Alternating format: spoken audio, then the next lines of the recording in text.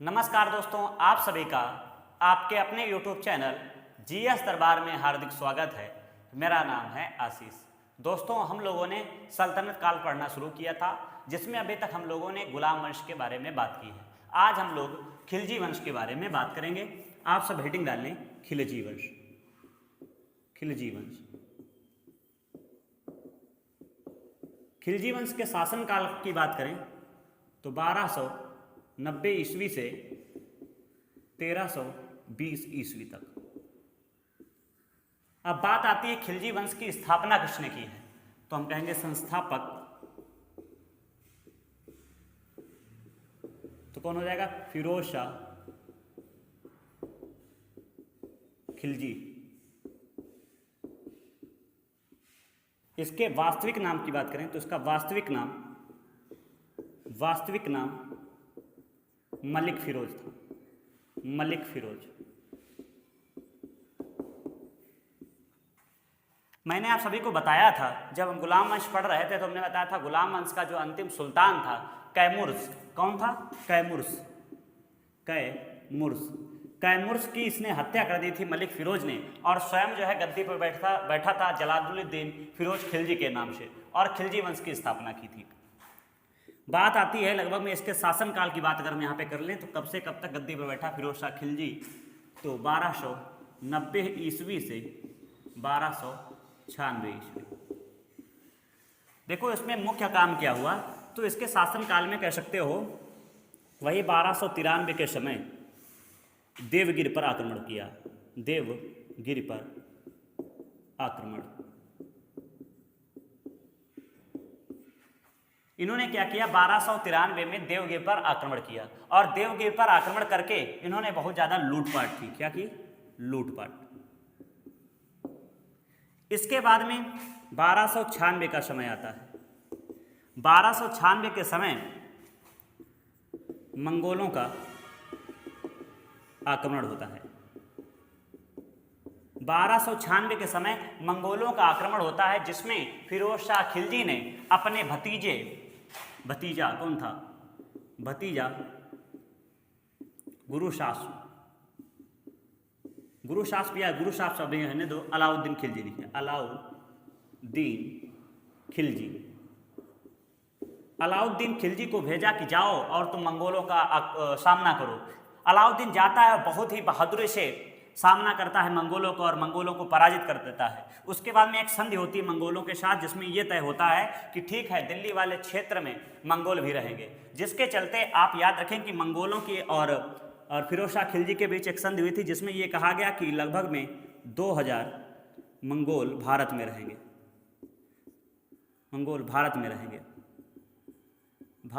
रहेंगे। और जो 2000 मंगोल भारत में रहेंगे, यही कहलाए नवीन मुसलमान। अब ये 2000 जो मुसलमान हैं, या कह सकते हो जो मंगोल है, रहेंगे कहाँ पे? तो इनको इस्लाम धर्म अपनाया गया था, और इनके रहने के लिए मंगोलपुर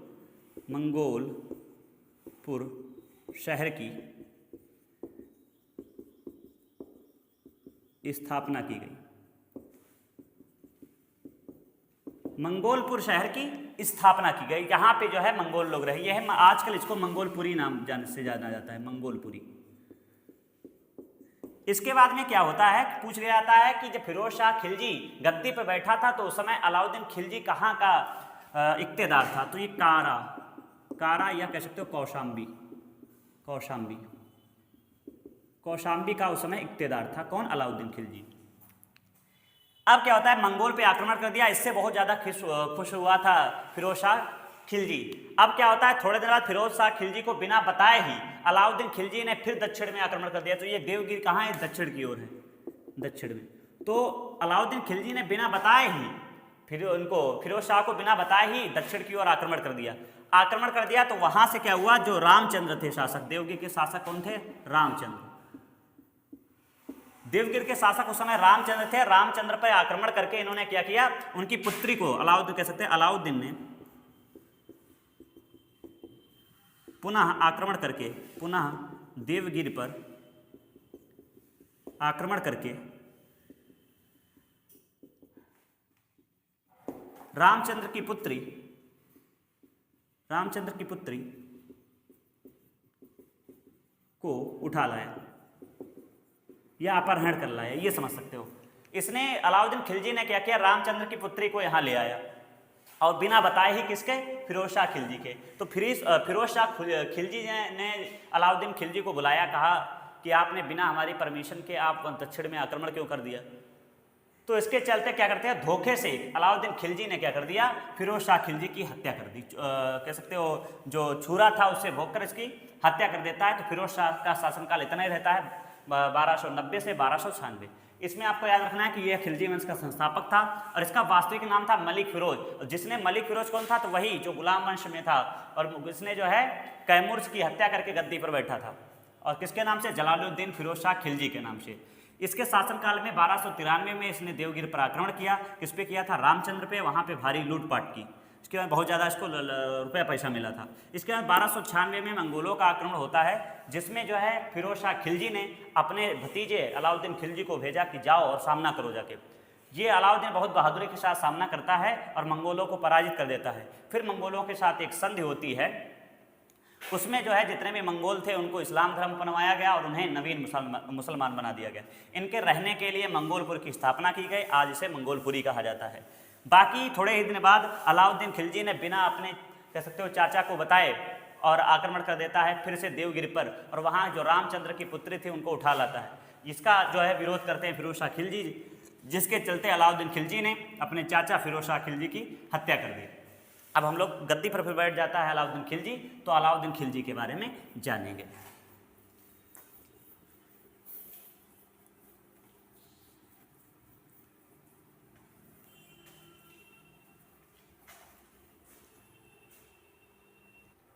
अब हम लोग लिखेंगे अलाउद्दीन खिलजी, अलाउद्दीन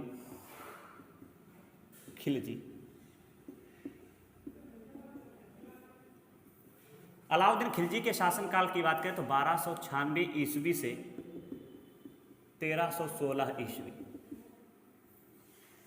तो इसका पहले बात आती है वास्तविक नाम क्या था, तो वास्तविक नाम गुरुशास्प नाम था इसका वास्तविक। बाकी ये अपने शासनकाल के शुरुआती दिनों में बहुत ही परोपकारी शासक था। शासनकाल के शुरुआती दिनों में, शासनकाल के शुरुआती दिनों में परोपकारी शासक रहा। पूछा जाता है कि अलाउद्दीन खिलजी अपने शासनकाल के शुरुआती दिनों में बहुत ही परोपकारी शासक रहा, ये कहाँ से पता चलता है, तो जोधपुर अभिलेख से पता चलता है। अब देखो क्या इसने परोपकार किए, तो सबसे पहले इसने नकद वेतन देने की प्रथा शुरू की। कहने का मतलब है दिल्ली सल्तनत में आपको मैंने बताया था इक्ता प्रथा इल्तुतमिश ने शुरू की थी, जिसमें यह था कि सेना को जो है वेतन नहीं दिया जाता था। जो भाग जीत लेते थे उसमें कुछ ना कुछ भाग जो है सैनिकों को बैठ जाता था, मिल जाता था, तो वही इनका वेतन होता था। लेकिन इसने कहा ऐसा नहीं होगा, हम लोग क्या करेंगे, आप लोगों को वेतन दिया करेंगे। इसके अलावा और क्या काम किया, तो इसके अलावा हुलिया, या इसको अभी रुक जाओ, और इसने क्या किया, तो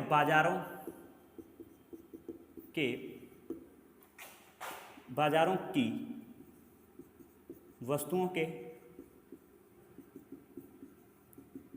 मूल्य निर्धारित किए। इसने क्या किया, बाजारों में कहा कि जितनी भी वस्तुएं हैं उनका एक मूल्य निर्धारित किया जाएगा। और क्या काम किए, तो कुछ चीज़ें, कुछ बिल्डिंग बनवाई थी, जैसे अलाई मीनार, अलाई दरवाज़ा, इसके अलावा में हौज खास, और इसके अलावा सिरी का किला बनवाया। इसने क्या किया, इसने अलाई मीनार, अलाई दरवाज़ा, हौज खास, सिरी का किला और कह सकते हो सिरी का किला, इतनी चीज़ें बनवाई थी। बाकी इसने क्या किया था, इसे ये खुद को सिकंदर ए शानी कहता था, या खुद को क्या कहता था, सिकंदर ए शानी कहता था। इसने जो है, इसने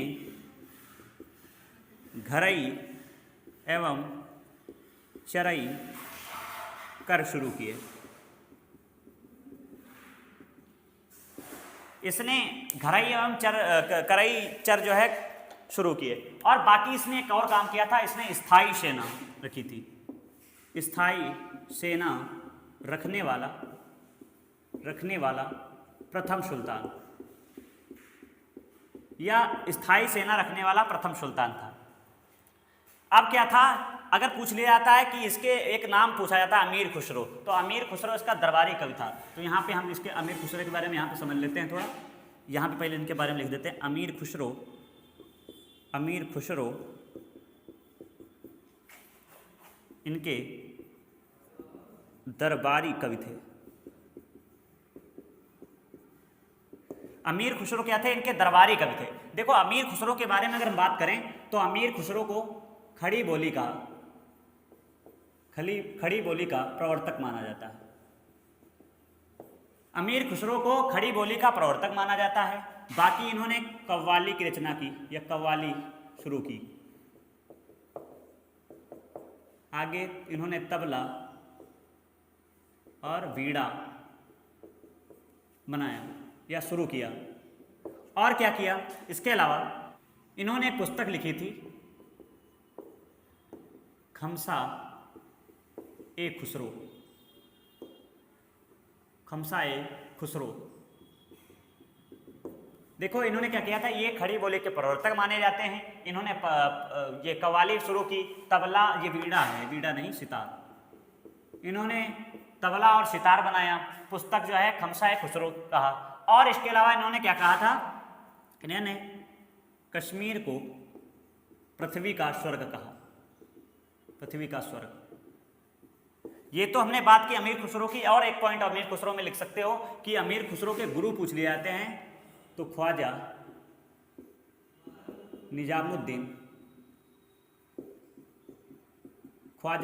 निजामुद्दीन औलिया, ये इनके गुरु थे।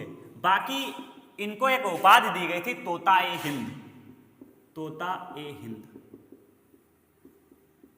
पूछा जाएगा कि तोता ए हिंद की उपाधि किसको दी गई थी, तो तोता ए हिंद की उपाधि अमीर खुसरो को दी गई थी।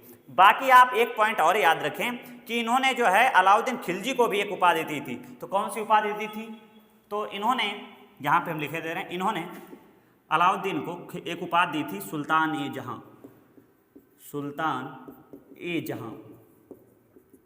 सुल्तान ए जहां की उपाधि किसको दी थी, तो अलाउद्दीन खिलजी को। अब क्या था, धीरे धीरे क्या होता है कि अलाउद्दीन खिलजी अपने रंग बदलना शुरू कर देता। शुरुआत में तो इसने बहुत परोपकारी काम किए, लेकिन धीरे धीरे ये बदलना शुरू हो गया, क्योंकि इसने आक्रमण किया था चित्तौड़ का अभियान, वहां से इसमें परिवर्तन देखने को मिलता है। तो इसके बाद में धीरे धीरे क्या हुआ, ये बहुत उल्टा सीधा करने का मतलब इन्होंने कहा ताजिया पर रोक लगा दी, और जितने ये शिवलिंग थे उसको तोड़वाकर जो है जितने भी मीट वगैरह या किसी को मांस जो तौला करते थे उनको दे दिया कि इससे आप तौलिए। इस तरीके से अलग अलग तरीके से काम अपने करने लगा, जिसके चलते यहाँ पे विरोध भी शुरू हो गया। आपको और याद रखना है एक पॉइंट कि इसने हुलिया दाग प्रथा शुरू की। कहने का मतलब अभी तक सेना में क्या था, सेना में एकता व्यवस्था चलती थी, लेकिन अब नगद वेतन देने लगा है, तो वहां पे जो सैनिक थे वो लड़ने ही नहीं जाते, उनको नाम अपना नोट करवा दिया, क्योंकि स्थायी सेना इसने रखी थी। कहीं पे लिखा होगा स्थायी सेना रखने वाला। अब स्थायी सेना रखी थी, लेकिन वो लोग लड़ने ही नहीं जाते। वो क्या करते थे, जैसे मान लो कि किसी सैनिक को 500 रुपये मिलते थे, तो उसने क्या कर दिया, वो किसी दूसरे व्यक्ति को 250 रुपये दे देता, कहते जाओ हमारे मंत्री लड़ाओ। ये बात जब पता चली अलाउद्दीन खिलजी को, तो उसने एक प्रथा चला दी, हुलिया दाग प्रथा। इसमें उसने कहा कि अब आपको एक टैग या दाग दिया जाएगा। कहने का मतलब है आपके घोड़े पे, और आपको एक वय संख्या दी जाएगी, या कुछ भी कह सकते हो, एक निशान से साथ दिया जाएगा कि आप जो है सेना में काम करते हैं और आप ही युद्ध लड़ने जाएंगे। तो यही था हुलिया दाग प्रथा। आगे क्या होता है, धीरे धीरे यहाँ पे मैं लिख देता हूँ हुलिया दाग प्रथा, हुलिया दाग प्रथा। अब धीरे धीरे क्या होता है, ये अलग अलग क्षेत्रों में आक्रमण करने लगता है, उसके बारे में पढ़ेंगे। मैं इसको एक बार दोहराई देता हूँ इसके बारे में, और इसके बारे में जानेंगे। हमने बताया अलाउद्दीन खिलजी 1296 से 1613 में गद्दी पे बैठा। वास्तविक नाम इसका था गुरुशास्प, और इसने क्या किया था, इसके शासनकाल में जो शुरुआती दिनों में यह बहुत ही अच्छा परोपकारी शासक रहा, और ये पता चलता है बात जोधपुर अभिलेख से। बाकी इसने नगद वेतन देने की प्रथा शुरू की थी, स्थायी सेना रखने का प्रवचन किया, बाकी बाजारों में जो वस्तुएं थे उनका मूल्य निर्धारित किया, अलाई मीनार, अलाई दरवाज़ा, हौस खास, सीरी का किला बनवाया। अभी ये सीरी शहर भी बनवाता है, अभी आगे हम लोग पढ़ेंगे। बाकी ये खुद को सिकंदर शानी कहता था। इसने घरई एवं चरई कर लगाए थे, और इसके दरबार में अमीर खुसरो थे जो इनके दरबारी कवि थे। और पूछ लिया था कि अमीर खुसरो ने किसके शासनकाल में कविताएं लिखना शुरू किया था, तो गयासुद्दीन बलबन के, गयासुद्दीन बलबन। तो ये गयासुद्दीन बलबन के ही शासनकाल से कविता लिखना शुरू कर दिया था। अगर हम अमीर खुसरो के बारे में जान लें तो अमीर खुसरो ने अलाउद्दीन खिलजी को सुल्तान जहां कहा था। बाकी उनको पूछा गया है अमीर खुसरो को, तो अमीर खुसरो को तोता इंद कहा जाता है, और इनके गुरु का नाम था ख्वाजा निजामुद्दीन औलिया। अमीर खुसरो ने कश्मीर को पृथ्वी का स्वर्ग कहा है। इनकी पुस्तक का नाम है खमसाए खुसरो। बाकी जिन्होंने तबला और सितार का निर्माण किया, कव्वाली का गायन करना शुरू किया, और खड़ी बोली के प्रवर्तक माने जाते हैं। ये तो बात हुई अलाउद्दीन खिलजी के बारे में। अब इसके हम लोग जो है आक्रमण पढ़ेंगे, किसने कहाँ पे आक्रमण किए थे उसके बारे में विस्तृत रूप से समझते हैं। आप लोग वीडियो को शेयर कर दिया करें, जिससे कि ज़्यादा से ज़्यादा लोग हमसे जुड़ सके। अभी तक हमने ये समझा है कि अलाउद्दीन खिलजी के बारे में समझा है कि कहाँ पे क्या काम इसने किए हैं। अब देखो इसके आक्रमण समझते हैं। अगर हम लोग इसके आक्रमण की बात करें तो इसने 1298 में गुजरात अभियान किया। 1298 में इसने गुजरात अभियान किया, किस पे, कर्णदेव पर। और इसके साथ इसका सेनापति गया था, अलाउद्दीन खिलजी का सेनापति का नाम बात करें तो नुसरत खां। और नुसरत खां ने क्या किया था, इसी अभियान में, गुजरात अभियान में ही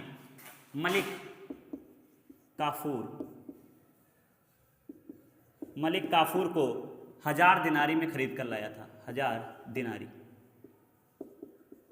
या 1000 दिनार। और मलिक काफूर क्या था, तो ये किन्नर था, इसको खरीद कर लाया था। पूछा जाएगा कि अलाउद्दीन खिलजी ने किस अभियान में मलिक काफूर को खरीद कर लाया था, तो गुजरात अभियान में। किस पे किया था, कर्णदेव पे। और कितने में खरीद लाया था, तो 1000 दिनार में। बाकी इसके बाद में इसका आक्रमण होता है 1303 में, चित्तौड़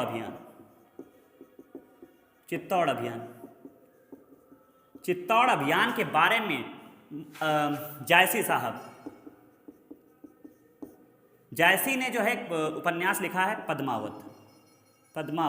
और पद्मावत में विस्तृत रूप से बताया है। यहीं से धीरे धीरे जो अलाउद्दीन खिलजी था वो पद्मावती को देखने के लिए, या कह सकते हो उस पर मोहित हो गया था, जिसके चलते वो जो है धीरे धीरे पागल होने लगता है और उल्टा सीधा काम करने लगता है। इसके बाद में 1306 में इसने जो है श्री शहर की स्थापना और श्री का किला बनवाया।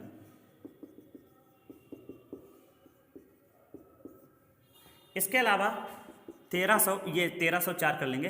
1306 में इसने क्या किया, मलिक काफूर को जैसे लाया था यहाँ पे इसको बना दिया गया था सेनापति, और मलिक काफूर को भेजा दक्षिण की ओर। और वहाँ पे जो दक्षिण की ओर काकातीय वंश के शासक थे, जिनका नाम था प्रताप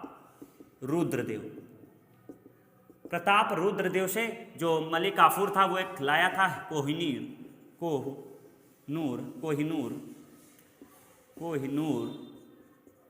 हीरा प्राप्त किया।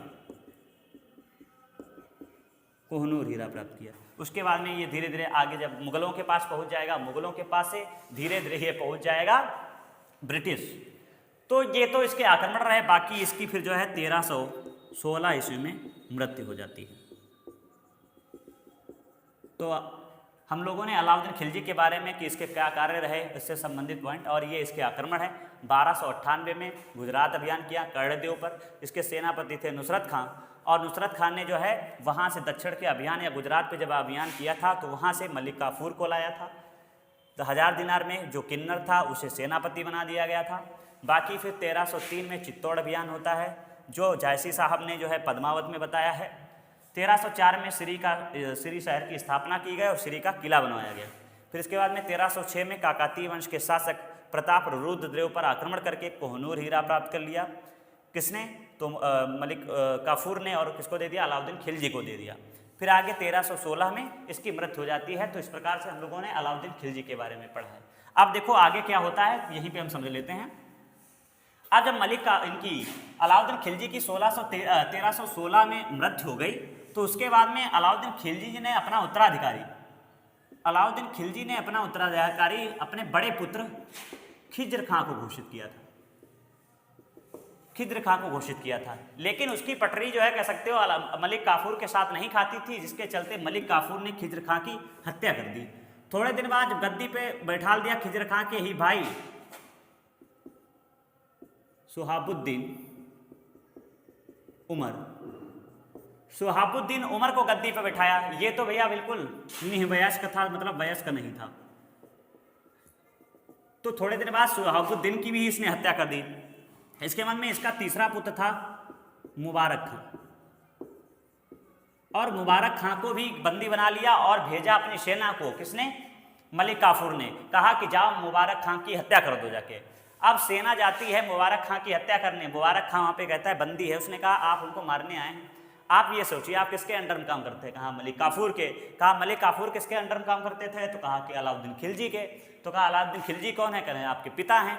तो कहें बताओ आप हमारे पिता के इतने वफादार लोग रहे हैं और आप उनके पुत्र को ही मार डालेंगे, और एक बाहर से आया हुआ वक्त तुम लोगों पे शासन कर रहा है।